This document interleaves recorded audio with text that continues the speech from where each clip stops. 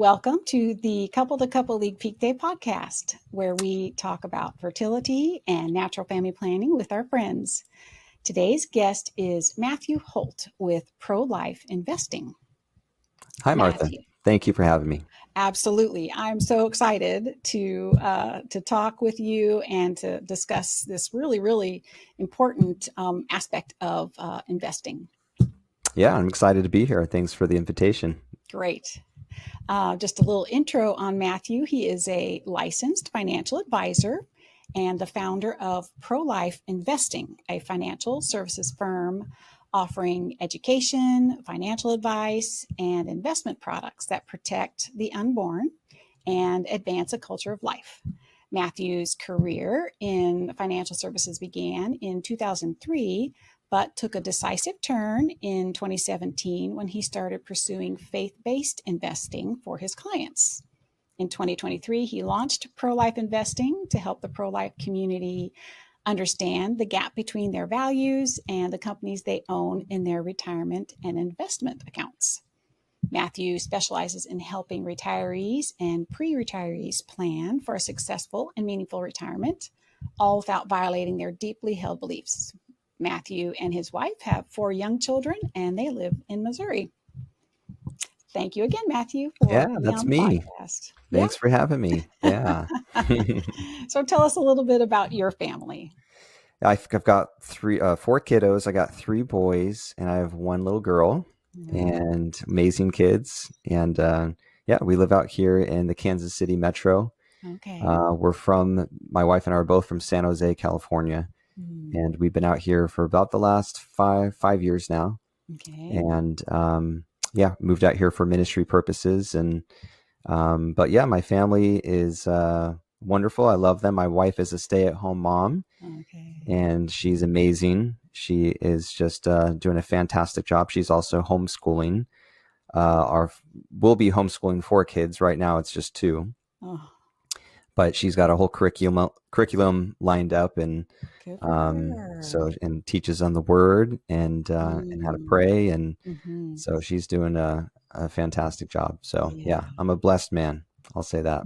Oh, wonderful! Where did your pro-life convictions come from? Did you grow up with that kind of family atmosphere, or is it something that you kind of grew into?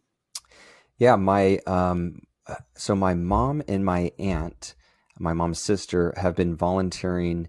This is in the Bay Area at a community pregnancy. So they called it crisis pregnancy centers back in the day. And they were both volunteers since the 80s. And then later, my aunt becomes the executive director of this center, which is actually, I think, the largest in California now. They've grown a lot. And then she later became the CEO. And she just is kind of handing the reins off to the new incoming CEO, but she did about, I don't know if it was 20 years or something like that. Yeah. So my family I also come from a family with 9 kids. So my parents were pretty pro-life growing up, apparently. And, for me though, I didn't really get it until I really surrendered to the Lord in my mid to early 20s, because I don't know, I just didn't think about it much. I wasn't reading the Bible. I wasn't in godly community. I was just partying and doing my own thing, to be honest, Yep. And so it didn't matter to me. And, but once I started walking with Jesus and, obeying the convictions of the Holy Spirit and getting right with him, getting into godly community, I think that's when it started to click for me. And I started to realize, wow, this is a big deal. This is a real thing and a real issue in our culture where, is that a life or isn't it? And I knew it was a life always, Right. But I didn't value it. I think I didn't value the unborn until I was walking with the Lord. So when did you decide to incorporate your pro-life beliefs into your actual vocation as a business person? Like, what was there like a specific catalyst, or was it just kind of gradual? Yeah, great question. So I became a financial advisor in 2015, and I started working for MetLife, big insurance company, Snoopy, probably heard of them. Yeah. And that was in downtown San Jose. And I was working with a senior partner advisor for about 2.5 years. And I was just doing investing like every other financial advisor, nothing on the radar for like, faith-based investing or pro-life investing. But I ended up leaving that relationship, and I left MetLife for other reasons. It just wasn't working out. And I had all these friends at church, that multiple churches, but they were all part of a network of financial advisors called Christian Wealth Management. And they were already doing this type of investing. Okay. And so I kind of jumped ship and I went to go work with them, but I wasn't really convinced about the whole biblical, pro-life investing thing yet. I needed more education. I needed conviction, and those came a little bit later. Actually, I read this book. It's called Biblically Responsible Investing, and I'd recommend it. I actually give it away a lot. In fact, the event that we met at, live action event, I gave some of these books away, and it's a great read. It's a short, kind of a pithy, entertaining read. It's not, super dense or, highly theological or anything like that. But the Lord used the book just to change my thinking on the subject. And so after reading it, I was like, wow, like I really need to change the way that I'm doing investing. And of course, the life issue was paramount for me. For some people, maybe it's pornography or some other issue, human slavery or human trafficking, because those are also in the investing world. But I changed my own accounts. And then because I was brand new, launching a new business, right? Because I left my MetLife clients behind with my partner. I just said, you know what? I'm going to start over. You keep these, you serve these clients. And then I started from square one, and I started building a brand new business doing biblically responsible pro-life investing. So were there any other steps in making that change? Finding clients? Yeah, well, that was a big change too, because now that I was marketing, that I was doing pro-life investing, I figured, well, I should probably be reaching out and marketing to the pro-life crowd, because the pro-abortion crowd is not going to care about this. So yeah, my marketing definitely changed, and I had to figure out, okay, like what circles am I going to hang out in? And that was actually kind of an easy one, because my aunt was the CEO of one of the biggest community pregnancy centers. So she invited me to have a table at one of her fundraisers. And so I was like, hey, that seems like a good idea. And so I did it, and it was great. It was like a lot of education. People came up, they wanted to learn, okay, what is Christian wealth management, and how do you do, pro-life investing? So I got a chance to educate people and share the new truths that I had just learned. And ever since then, back in 2017, 2018, I've gone to every one of their fundraiser events, and as well as other events like the live action event that I met you at. And that's worked out really well for me, because I think that, to your point, you said that I needed some education. And I think that at first glance, this could be, people can brush it aside, people of faith even, and think, well, that seems like a nice, virtuous thing, but I'm pretty comfortable with my investments. I've got an advisor, I'm making money. I don't really need this. Do I really need to make a change? And there's even a lot of misconceptions about the stock market and the way we participated in it as investors that had to be dispelled for myself and for others before I was like, oh, wait, like this is a little bit deeper than I realized.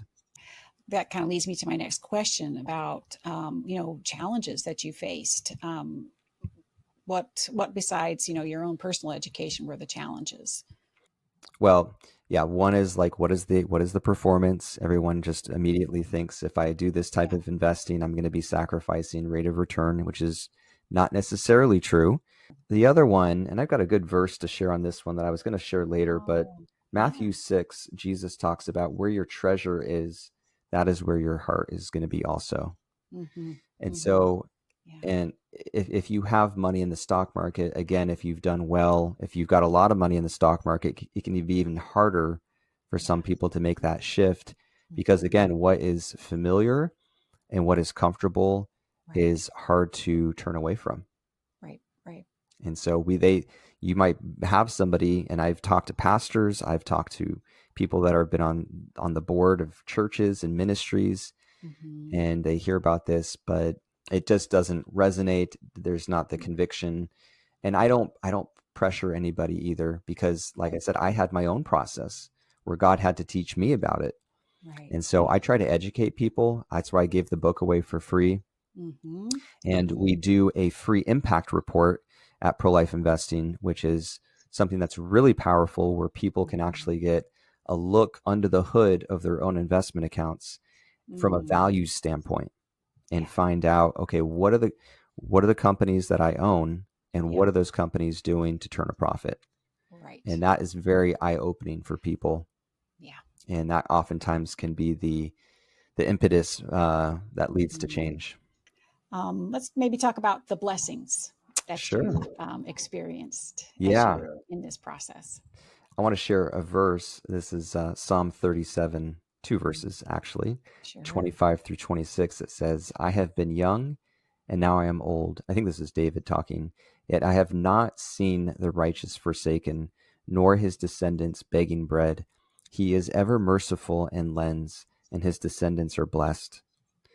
And when I think about my own life, and after making this shift to do this type of investing, I mean, that's me. Like, I have been blessed, and I have the peace of God in my heart.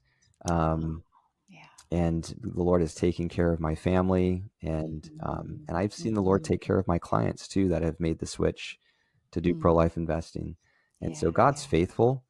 And, it might not always show up either in our bank accounts and investment accounts right away. I'll get into the performance piece in a minute here. Sure. But the Lord has many ways of taking care of us. He even has ways of shielding us from the enemy who comes to kill and steal and to destroy. And so, God is, his word is true. It does not return void. When we put it into practice, it manifests. And that's what I've seen in my own life. And so I can, That's beautiful. That's the hill I'm going to die on right there. Right. That is so beautiful. Why is it important for pro-lifers to invest in pro-life companies, Matthew? Yeah, great question. Well, I think just starting a little bit into the nuts and the bolts of what investing is, because I think it's gotten lost in our modern day Western way of doing investing. We tend to look at the stock market as a giant kind of slot machine nowadays. You put some money in, you pull the lever, and you just hope to get like a real big return. And a lot of young people feel like that return ought to come in like a day or maybe a few days. And that gets into kind of cryptos and really the high risk, kind of types of investing too. Right. So I don't do that kind of stuff. I do long-term retirement planning, help you buy your first house, help you do, get out of debt, and things like that. So it's important because when you invest in the stock market, whether you realize it or not, you are becoming a part owner of many, many companies. Okay. And, if, for instance, you went and shopped at your corner grocery store growing up, or even today, and you looked in back and you saw them performing abortions on women, in a little operating room or something, it's like, would we think, I want to give more money to this company so that they can put another grocery store or another corner market on the street up the way? We wouldn't think like that, but that's exactly what we do with our investing. Because it makes us money, we're willing to kind of close the curtain and not look at that kind of thing and just say, you know what, that's okay. I don't have anything to do with that company. I'm just profiting from them. But you're an owner of the company, right? And so is there not a reciprocal responsibility to know what that company is doing if you're going to reap some of the profits? And a lot of people will get hung up on this between like the boycott issue and say, well, if I'm still going to shop at a certain place, then it's okay for me to invest in that company. And I would even say there's a distinction there. I think there's a higher level of culpability when we become an owner of a company than when we do business with a company. the currency that every company speaks in is dollars and cents. That is the language that companies speak in. And so when you go to that corner market and you buy milk and eggs and bread, what are you essentially telling them? Put more milk and eggs and bread on the shelf, and I'll come back and buy more. Right. You did business with a dairy farm and a bread bakery and a bunch of chickens. Okay. Yeah. But if you buy a stock, if you put your money into the company through ownership, and you're basically saying, I like everything that you're doing. Here's my money, grow it, do more. So that means you're profiting from the milk, eggs, and the chicken egg or the bread, but you're also profiting from the abortions that are happening in the back. So you can't discriminate profits as an owner, but you can still do business with a company and not reap profits from ill-gotten gains. So I think that was one of the biggest things that I got hung up on before I made this switch. And because I was like, well, if I'm going to just keep shopping there, what's the difference, you know? So, yeah, maybe we are kind of investing blindly, maybe, whether it's willfully or not, you know, you're not really thinking about it other than, you know, it's X company or Y company. It's what they are doing, what they're spending their money on as well. Yeah. And again, with modern day investing, we are so many layers removed from the companies that we own that we don't even know what companies we own, and we don't even know what they're doing. You know, it was back in the olden days, when you bought stock in a company, you would actually get a stock certificate in the mail. And you would hold that certificate, and it's like, oh, 1 share of General Electric. I'm a part owner in General Electric, right? Yes. Nowadays, it's like you have a broker. So this is the person that you hire to make the decisions. And I'm again not against that. That's how I get paid. And it's a convoluted environment. You should have somebody that's guiding you these days. But that broker is then picking mutual funds and ETFs, which are baskets of stocks, right? It's like, don't put all your eggs in one basket, as our grandma said. So don't just have a few stocks, have lots of stocks. So that's good. You want built-in diversification. But those mutual funds and ETFs could have thousands of companies in them each. So you could literally have a portfolio with 5,000 companies in it. But you just don't know any of them by name. Because they're just, it's all held at Fidelity or Vanguard. You know, so how many layers? I don't know how many layers I just named. There's 4 or 5 there. Yes. Yeah. You are very removed. So, So is it easy to find companies that align with pro-life values? Like, and then what are your criteria that you use to maybe screen companies that you recommend for investing? Sure. So I think it's important to just share this distinction too.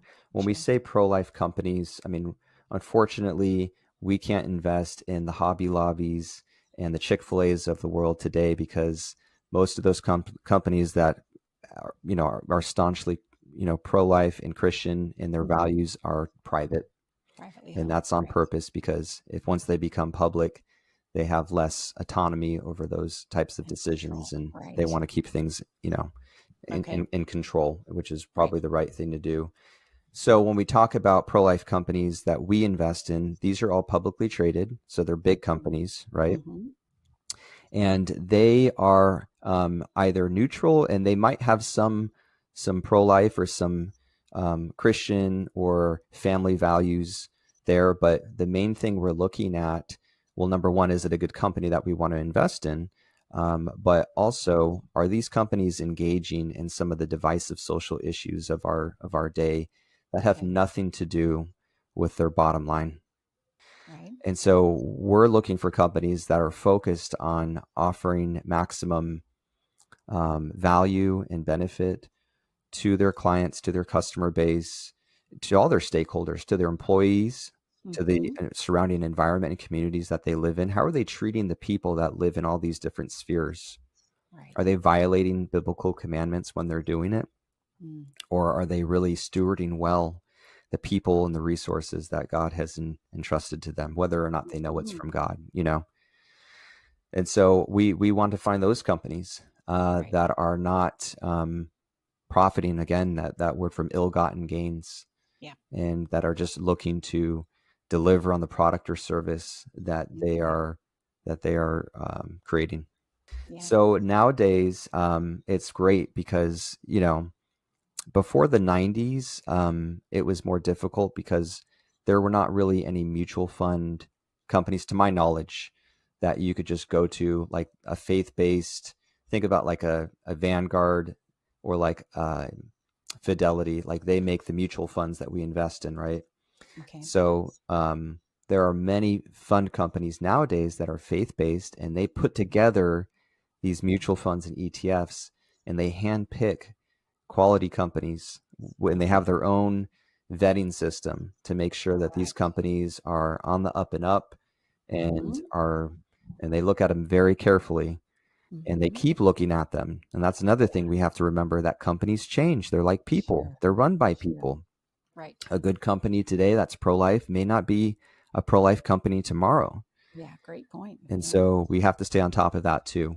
And so, but yeah, the proliferation of faith-based ETF and mutual fund manufacturers today makes my job a heck of a lot easier. And anybody in the open market can just access these types of mutual funds nowadays. So what do clients like find the most surprising about their current investments versus maybe what you have in your portfolios, let's say? Well, that a lot of the companies that they own could be manufacturing the Plan B pill, or different types of abortifacients that could be used as contraceptives. They learned that some of the companies they own are giving money to organizations like Planned Parenthood or abortion providers. They learn that they own companies that are pharmaceutical retail companies that are distributing the abortion pill and abortifacients. All of that and more. Pornography is rife. If you own any of a lot of the big tech companies, they have streaming platforms, right? And you can access pornography on them. It's not difficult to do. And there's a lot of issues also with the social media platforms. There's been a lot of censorship going on of, again, conservative and family values over the years, but what there hasn't been much censorship over is those same platforms being used for trafficking human beings, and exploiting minors through nudity and things like that. So there's a lot of double standards going on there, and definitely not things that most Christians would want to profit from if they had the choice. Do pro-life companies perform as well as, say, a typical company? Yeah, it's a great question. I'll say this: in the pro-life space, when you're talking about mutual funds and ETFs, which is what I do, I don't really do too much single stock picking, because again, we want that built-in diversification that creates safety. You will find that there are some pro-life funds that are just dogs that we don't want to pick. There's some okay ones, and there's some great ones. And you know what? That's kind of how it is in the secular world too. Typical. You've got some good funds, some not so good, and some ones you don't want to touch. So we try to use, naturally, the good ones, the ones that are either meeting or beating their benchmark, that have good long-term performance track records. And the great news is that there are new funds coming out every year that we get to participate in, that are clean and, free of abortion and free of pornography and all this garbage. And so it's going to become easier and easier for us to continue to make really solid performing, well diversified, just awesome portfolios for our clients. And that's what we do. Yeah, that's very encouraging to hear that, more investment opportunities are presenting themselves. And I also want to share one verse about that, because I think it's important. Sure. If I can find it here. It says in Proverbs 16:8, better a little with righteousness than much gain with injustice. So we want you to perform well. Wall Street has really trained the American public to ask two questions when they pick an investment. And you can probably guess what these two questions are. The first one is, how well does it perform? And the Sure. second one is, what does it cost? Okay. Oh, They're sure, great yeah. questions. They're super important. We all have to Yeah. retire. We want to put our kids through college. We want to do great Right. things for the Lord and give money away and be charitable and generous. But we're Yeah. just saying, we think there's actually one question that precedes those two questions. And that is, how are the profits, where do the profits come from? We believe the Lord cares about that. Yes. And so we want to ask that first, and then we'll definitely address the other two questions also, because we want to take care of people and make sure that they can reach their goals. So you talked a little bit about how your clients are, being blessed and seeing fruits and benefits. Any other examples or stories about a client in particular, maybe that has made that change, and after making that commitment, they've seen a lot of benefits? Yeah, I think I've got one client that I'm thinking of. They just real hesitant, pre-retiree, and they moved some of their money over, and they didn't want to do everything, which was fine. I was like, whatever you're comfortable with. And then I think as the political environment has been escalating as of late, and the social environment, and kind of, the overturning of Roe versus, there's just been a lot that's happened over the last 5 years post-COVID. Yes. And so I'm seeing that people are becoming more motivated, not less motivated. So she ended up moving the rest of the money over also. Oh. And just decided, I want to go all in with pro-life investing, because I don't want to participate in any of that, of this stuff that's going on. And so I see that a lot. I see that people just, it's new, it's different for them. I'm a new face at first, and then we build the relationship, and then they see that it's kind of just like investing before. My statements pretty much look the same. It's just that now I have the peace of mind of knowing that all of those underlying companies in each of these mutual funds and ETFs are actually not violating my deeply held beliefs. And I think that gives folks peace of mind, confidence, and they know that the Lord can bless it. How can people learn more about pro-life investing with you, Matthew? Great question. So you can visit my website. It's prolifeinvesting.org. And there you can even sign up if you're interested to have a impact report done. Sign up there, and we'll give you instructions on how you can get your very own impact report and find out what is going on under the hood of your own accounts, and take you through that process. So that would probably be the best way to get in touch. Yeah. Well, this has been very thought-provoking, Matthew. Thank you. Thank you, Martha, for having me. It's been a privilege thank you so much. to be on your show, and really a blessing for me. Thank you.